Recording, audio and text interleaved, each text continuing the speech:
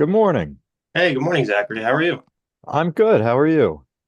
I'm doing well. I'm in a library, so I'm going to be talking at a slightly hushed tone here, but I'm doing well. That's great. Thank you so much for joining me and doing this. I know it's not the easiest thing, not the vacation No, to it's start really no with. problem. It's just where I'm staying. I don't have Wi-Fi or internet service, Oh so that was wow. the only challenge. But yeah, I'm in a library, so it's fine. All right. So I sent you questions in advance just so it's not like Hmm. totally off the cuff, a little bit to get started, but um I guess we'll just start right in then. Kind of that basic, where did you grow up, go to school? I was born in Bayville, Long Island. I went to Locust Valley High School. I went to the Long Island High School of the Arts my junior and senior year. And I decided to go to SUNY Purchase, the Conservatory of Music. I studied jazz there for 4 years, jazz performance. And I went to Queens College. I guess I still go there on a limited basis. That's where I got my teaching credentials. I did an advanced certificate there, and I'm working on my master's there now in education. Awesome. Yeah, I'm gonna start like, so how did you first pick your instrument? And then I'll move into like going to the high school for the arts and things like that, how that progression went. Sure. Um, well, my mom's a music teacher. She worked in Syosset for 34 years, I think, teaching elementary strings. So she got me started on strings really young when, I don't know, 4 years old or something like that. Some of my earliest memories are trying to play a tiny violin. Um, I don't know why the strings weren't really for me. Maybe it was because something about, your mom does it, so you don't want to do the same thing. I don't know. But I I remember an anecdotal story. I'm in the car with my mom. I'm probably like 6 years old, and I'm just being an idiot kid. I'm like making sounds or whatever, and I'm buzzing my lips. And she says, maybe trumpet would be for you. So she goes out the next day and she gets a really cheap trumpet from some music store, and that was it. I guess I just took to it quickly. I remember she got me the Breeze Easy trumpet method. Um, which is still, if you're a music teacher, you'll probably find a couple of those green books floating around the classroom every once in a while. I remember working on that and progressing pretty quickly with it, and it definitely was more my speed than the strings. And now it's interesting now because I love string instruments now. But at the time, I think they require so much patience and practice to really produce a good tone on it. Where for some reason I was getting a better tone on the trumpet earlier, so that was more satisfying for me. Um, All right. Yeah, for me, that was kind of an opposite to the mhm. point where when I was taking brass methods, the trumpet professor would keep taking it out of my hands and pulling the valves apart to wonder what was wrong with it. That it wasn't getting the tone, but it was me, not the instrument. So how did you progress into going to the high school for the arts? And, I don't remember exactly how I was made aware of it, but I guess I knew that I was going to be pursuing music in college, so I figured that that was more directly applicable to what I was going to be doing in the future. So I decided to go there, and that was great. It taught me a lot about small group playing and jazz. I did some classical there as well, and it just put me around other like-minded people, and it also made it. Um, I might not have majored in performance if I didn't go there. Hmm. Um, but I guess being surrounded by other people who that was also their goal and their dream, it made it seem a little bit more palatable for me. Like when I was a kid, I always had, the I'm not going to go to school for music. I want to make money when I grow up, and I want to have a job and all this stuff, all that baloney. So yeah, it made the idea of pursuing music in college a little bit more palatable and easy to digest. So I'm glad I went through with that.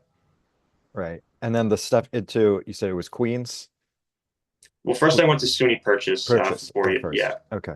um, yeah. I decided to study jazz there. I really liked the professors and just its proximity to New York City and stuff. I was more into jazz at the time, and Yeah, I guess that's why. I'm glad I did it. I had a lot of fun there. I made a lot of friends.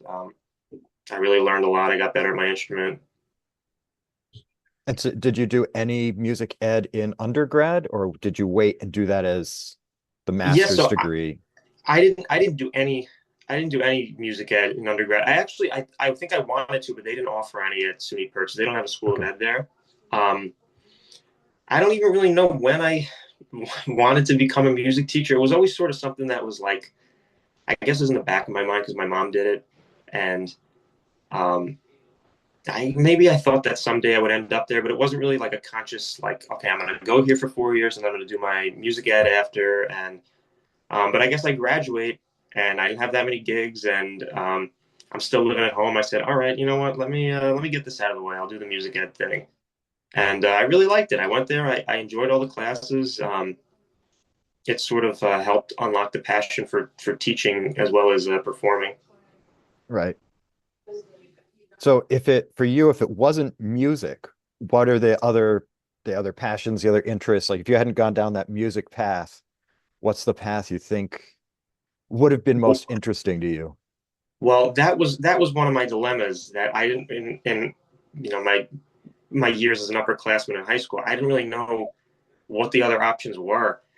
I saw, what my friends were doing. They're getting business degrees and stuff in the financial world and things like that.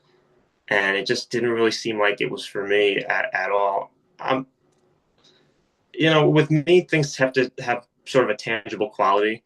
And I see like these careers in the how do I put this? Um, there has to be a direct there has to be a direct result of what I'm doing. That's always been for something that I think about. Like there has to be a point A and a point B, and a lot of times in other industries, there's not really that. It's always like crunching more numbers and waiting for the next deal and this and that, and so none of that stuff ever really appealed to me. It wasn't necessarily that music was the only choice, but I couldn't really think of anything that I was good at that would have checked those boxes. Um, I wanted to be a dentist for a while. I don't really know how that came about. I guess I'm like a freak about my teeth, and so for a few years I had the dental thing, and then I said, I'm going to be in school for so many years, and I didn't. I don't know, wasn't for me. I guess maybe the answer you're looking for is that I was so much more passionate about music than anything else, which is true. Um, but yeah, So when you see that passion in your students, how do you kind of keep that fire fire going a little bit? I know that that can be with all the influences, all the other possibilities out there for so many students. How do you keep them going on that passion for music? well, as a teacher, that's one of the things that gets you more excited than anything else. Like when I see a kid that's really enjoying playing their instrument and getting good at it, and enjoying the repertoire that we're practicing, it's a really exciting moment. I'm sure every teacher experiences that. I just try to give them as many opportunities to cultivate it as possible. I try to keep them playing as much as possible during the day. I always invite them to extra help if they want to practice during their lunch and their recess and stuff like that. I try to give them, songs outside of the concert rep that they might enjoy. Whether it's a little arrangement of, even something silly like Jingle Bells or something like that. I know, as juvenile as that may sound, um, for a kid being able to play something like that, a song that they know and can play for their friends and family, that's a really important thing for them because it shows them that there is a result to this. It's not just practicing for the sake of practicing. I feel like that's an important distinction to make. That there is a reason that we do this because that was one of my problems in school. Sometimes I couldn't really see where learning this math problem. I couldn't see like what is the end result of this. Okay, so now I remember how to do the math problem, but what is this really doing for me? But with music, if they could play it and enjoy it, and other people are listening to it, and they're playing a song that they know and that they enjoy playing, I try to put them in situations uh, to achieve that as much as possible. So kind of the follow up there. So then what's for you the most fulfilling experience as a teacher, that thing that just Oh, you can't let go of ever. That's just gonna right now. It's the best thing that's happened for an educator. Well, it's sort of like what I was saying before. I don't know if I could pinpoint an exact moment, but it's the moment you could see that a kid is really enjoying it. That's what I want more than anything, that they're having fun playing the instrument. Because I say that all the time. Like sometimes when I'll go on a rant in my classroom, I'll say, why do we do this? Why are we playing music? Because it takes a lot of time and effort to get this instrument, and it takes a ton of practice and patience to really learn it and realize what's going on. And the answer I'm always looking for is because it's fun, because I enjoy it, or because it sounds good. Those are really, I think, those are the two most important things. And I think once you check those boxes, then nothing else matters. Um, Even if you're playing silly songs on the recorder, if you think it sounds good and you enjoy it, then that's as good as anything. Um, so it's just that moment where you can see that a student is really enjoying it. That they're not just doing it because their parents tell them to do it. They're really having fun playing.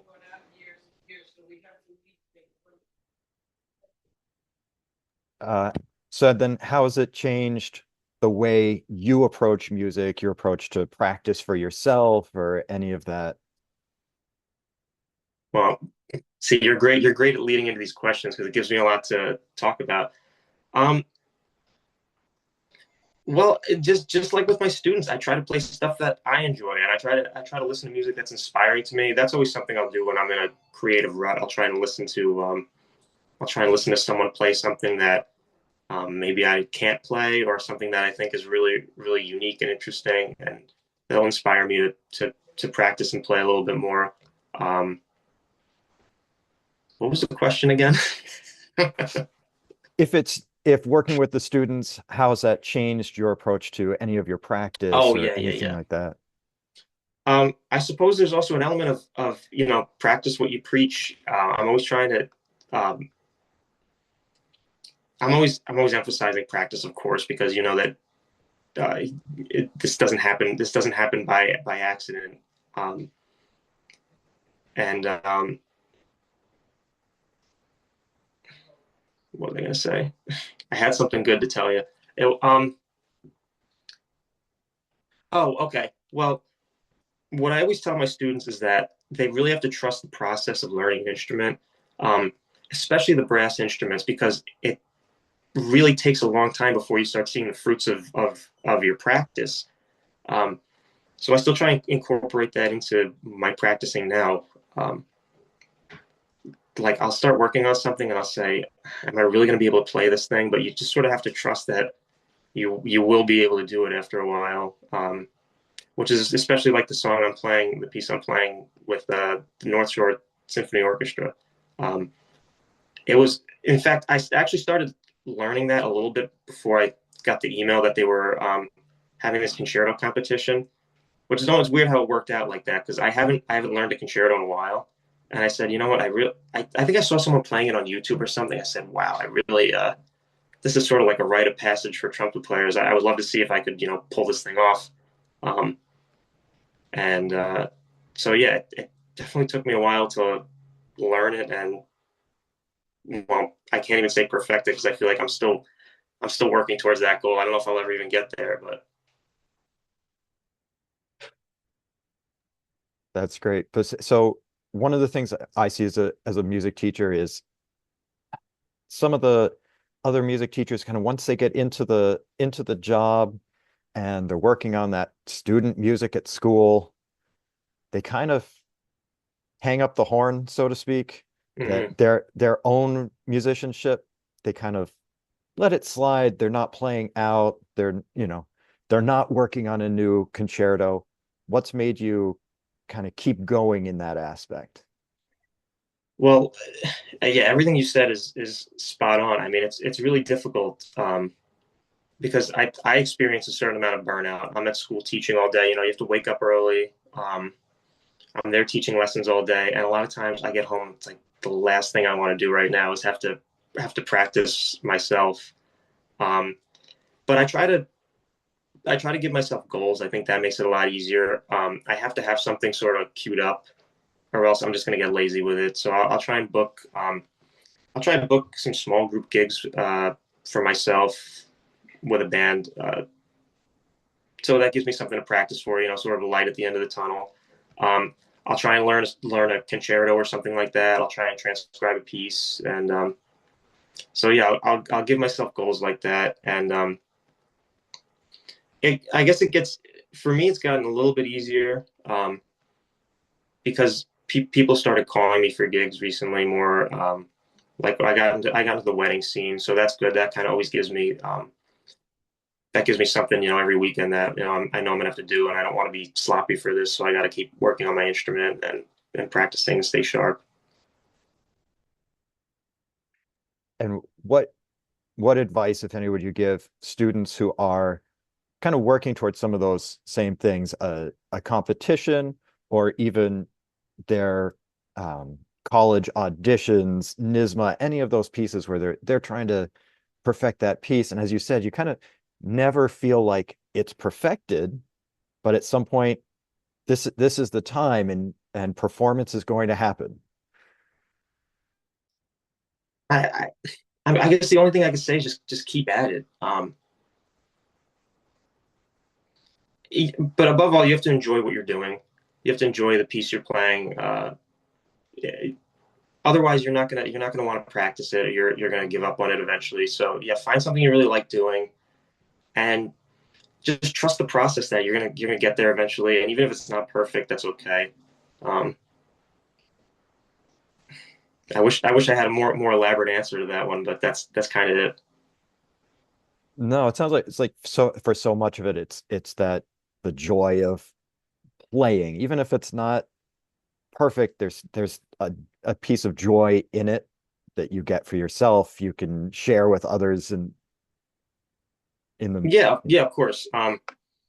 Yeah, like I've been saying, just find something you like doing and practice it. But I do realize that though that one of the things that makes music hard is that it's not always fun. Like especially for me as a trumpet player, there's so much maintenance that goes into sounding good on the instrument. I mean, if I don't play for a couple of days, I feel like it's going to take me a week to sound better. Um, so yeah, a lot of times that practice isn't fun. Just doing exercises over and over again. I mean, I've been playing the same exercises on my horn since I was, I don't know, 12 years old. Some of them. I mean, I must have played these things thousands of times, and sometimes I pick up the trumpet. I'm like, all right, here we go. Here we go again. I'm about to play this thing.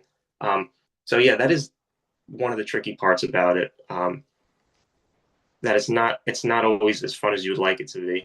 Um, but it doesn't have to be like that for everything. That's why I try and vary my practice. Even if it's doing something silly like I don't know, playing along to a pop song or something like that, or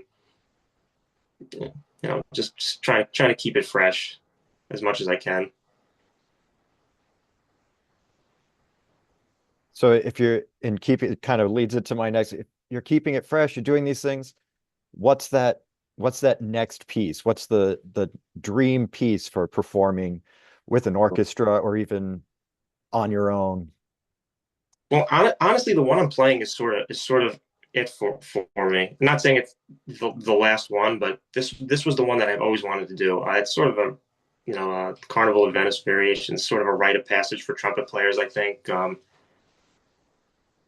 But there's some other pieces that I've always admired, like the Artunian trumpet concerto. I really would like to play.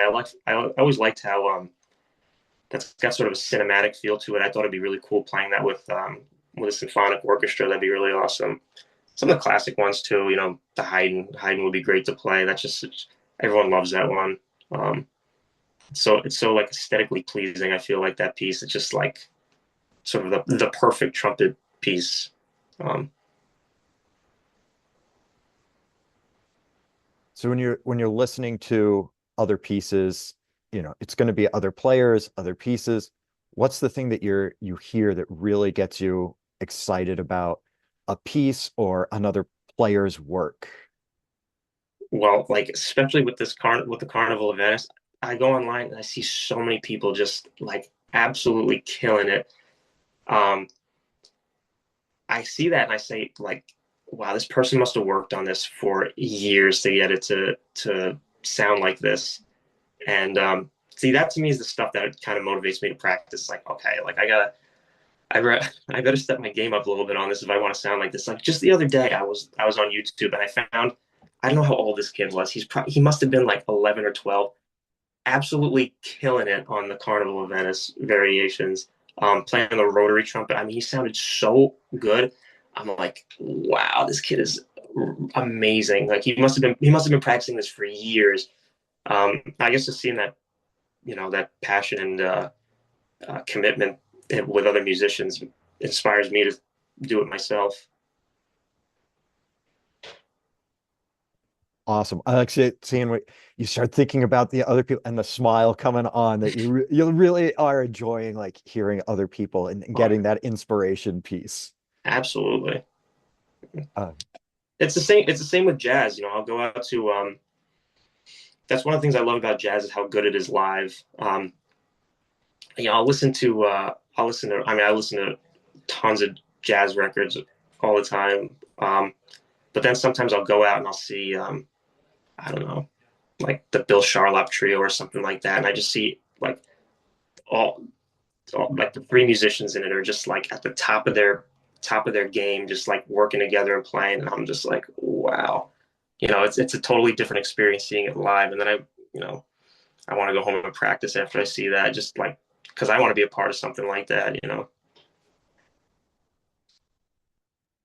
well, I know we can't from the orchestra side, we can't wait to be part of that with you playing this piece. It's a great opportunity for us.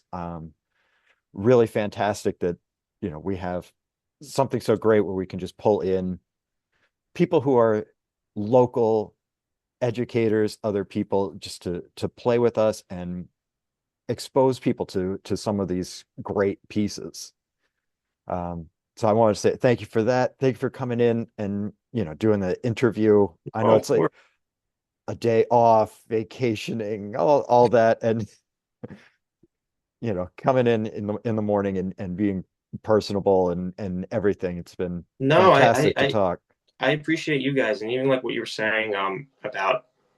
It's like I got the email a few months ago that the North Shore Symphony Orchestra was having this, and they wrote this really nice sort of informative thing about what the competition was, and I said this is right up my alley, because I always say that just because I'm teaching, I always felt like teaching and performing were almost one and the same. And of course, it's a balance. Like if you look at some of the master musicians, they all had students, but playing and composing was probably their main thing. But even if it's tilted the other way to now, where my day job is teaching, I still feel like performing is an important part of that. Because again, why are we doing this? That's what I tell my students all the time.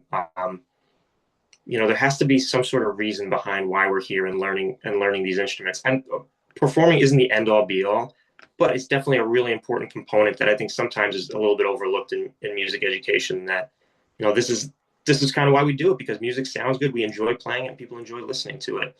Um, so yeah, I'm proud that I've been able to keep up the performing, even though it's really hard. It is, working all day and then coming home and practicing my instrument, and being able to still play on the weekends and things like that. So anyway, I really appreciated NSSO putting this out and their write up on it. All right. Thank you. And I'm gonna thank you for your time and all that. I think we've reached the end of my questions and just anything else that you would want to say. I think how you just summed it up was fantastic. No, thank you so much, Zachary. No, I appreciate you interviewing me. You guys have been really like I didn't know how I didn't know how involved this was going to be. I didn't know if I was just going to play it and then I knew obviously I was going to have to rehearse it with you, but I didn't know if I was going to just sort of show up and play this thing. But it's been really cool that you guys have all this press going on about it, and it makes me feel a little special, honestly. Well, at the end, you should. I mean, it's no small feat to have put in the extra work outside of the job, doing all these things and coming in and playing. And it's a piece I've never played before, so it's a new one for me, and I can't wait to perform. it's one of the joys of the orchestra is trying to get those new things. Mm. Um, and hopefully when you're at rehearsal, you'll see the it sounds so trite, but the family community we have with the orchestra, right? Mhm. Everybody knows each other. We're talking during break and all that. Um, I know we try to be respectful of a soloist's time and not have you in for long periods, especially when it's a difficult piece and can be hard to Mhm. continue playing at that level. But Well, I played with you guys one time a couple years ago, um, and I had a great time doing it. And I wanted to play more, but you rehearse on Thursdays, and I started teaching a jazz band on Thursday nights, so it kind of conflicted with that. And I was trying to find out a way that like I could still like make a couple of rehearsals, but I'm like, I don't want to be I don't want to be that guy who just shows up, for the last rehearsal before the concert and stuff. So I'm really glad I was able to. I had such a great time playing, working with Dr. Marenstein or Mr. Marenstein. Um, so yeah, I'm really looking forward to it. I know you're a teacher yourself. What do you play? I play bass. Oh, bass, awesome. Yeah, so that's and kind of that whole same process. I can't give it up. It is tough. The Thursday nights, it's now just become part of the Hmm. routine, right? I know, but it's the scheduling is always difficult. I know it's coming up. Um, especially in March, which tends to be the musicals season for high schools, we'll be, missing people. I may be missing myself for rehearsals and things just because, man, Hmm. there's so much to do, and being a teacher is involves so many of those extra pieces. It's not just that, oh, okay, it's 3 o'clock and the job's over. You No, got to go home, and if you get to go home, or you're staying to do rehearsals, you're staying to do the extra help, the kids who are coming in for NISMA prep or whatever it is, and it's often the job that keeps on giving into the evening. absolutely. And listen, there's a lot of pressure on the music teacher because we have to present something to the community a couple of times, at least twice a year, but usually more. And you don't. I know it's not always about the end result sounding perfect and polished, but at the same time, I don't want to put some slop on the stage and stand in front of the community. Like, there's a lot of pressure to sound good and make it a big thing. There is. All right. I'm going to say thank you so much. I know that my Zoom account only allows me so many Oh minutes yeah, in I a know. recording. Yeah. But I think we've covered everything. You've been wonderful to talk to this morning. This has been actually really fun for me. I was a little nervous myself getting all this set up, but I just want to say thank you again, and I can't wait to see you at rehearsal. Oh, thank you so much, Zachary. Likewise. All right. Have a good rest of your day off. Thank you. You as well.